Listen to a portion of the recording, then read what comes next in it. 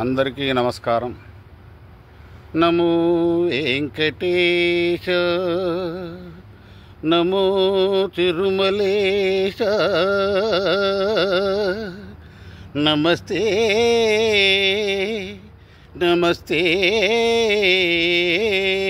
నమః.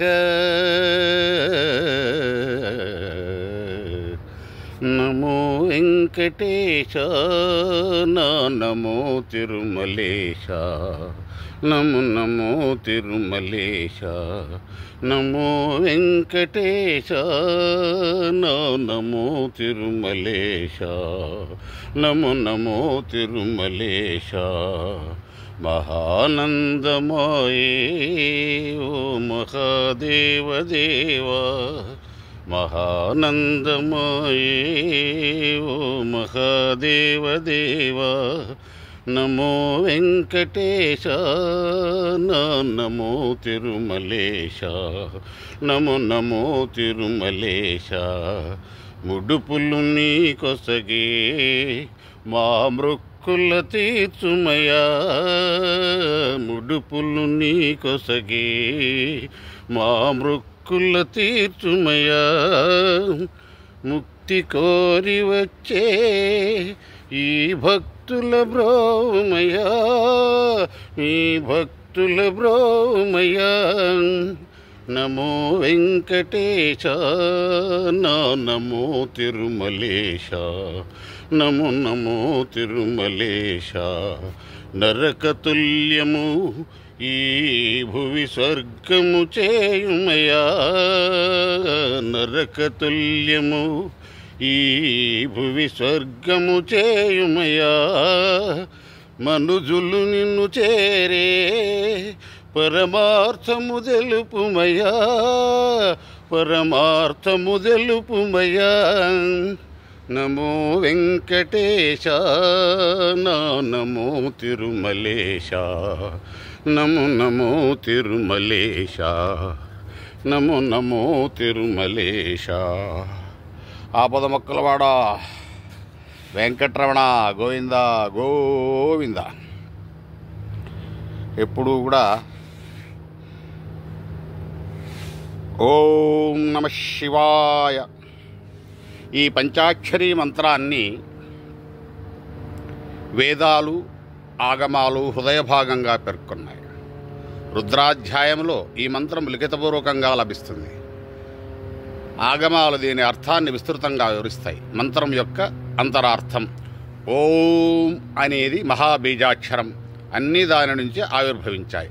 శివ అంటే పవిత్రుడు, నిరాకారుడు అని. పరమశివుడు కేవలం వినాశకారుడు అనే అర్థంతో పరిమితం కాదు. ఓం నమః శివాయ అంటే పవిత్రతకు నమస్కరించడం, దివ్యత్వానికి శరణం చెందడం. పంచాక్షరాల అర్థం. పంచాక్షరాల అర్థం నా నమః శివాయ. నా అంటే భూమి, మా అంటే నీరు, షి అంటే అగ్ని, వా అంటే గాలి, యా అంటే ఆకాశం. ఈ 5 అక్షరాలు పంచభూతాలకు ప్రతీకలు.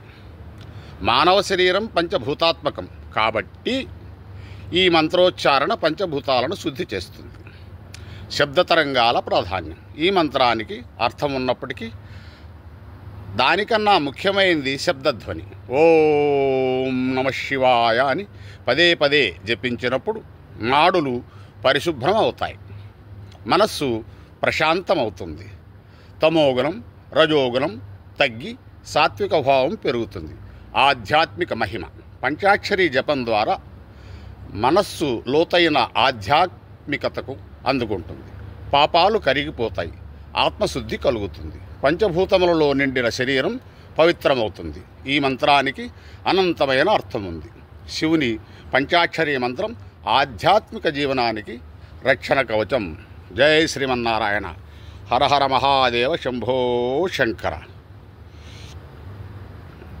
మరి ఇంకొక విషయం, ఈ అందమైన ప్రపంచంలో ప్రతి ఒక్కరికి కూడా అర్థముగా అని జీవితం అయిపోయింది. ప్రతి నిమిషము తీరని సమస్యలు, విజయం కోసం పోరాటం, ఆ పోరాటంలో ఆనందం ఎదురుగా ఉన్న గుర్తించకుండా పరుగులు. ఫ్రెండ్స్, ఎవరి జీవితం ఎల్లప్పుడూ ఒకేలా ఉండదు. దారి పొడవున పూలు ముళ్ళు ఉంటాయి. అదే మాదిరిగా ప్రతి ఒక్కరికి విధి విధానాన్ని తప్పించుకోవడం ఎవరికీ సాధ్యం కాదు. అసలు జీవితం అంటే ఒక సమస్య. ఒక సమస్య నుంచి మరొక సమస్యకు ప్రయాణం మాత్రమే. ఈ సమస్యలు లేని జీవితం ఉండదు. కాబట్టి మనసులో చీకటిని తొలగించి దైవత్వంతో జతకూడి మంచి ఆలోచనలతో వెలుగు నింపుకొని సమస్యలను చిరునవ్వుతో ధైర్యంతో ఎదుర్కొనండి. జై శ్రీమన్నారాయణ. దీనికి అర్థం ఏంటంటే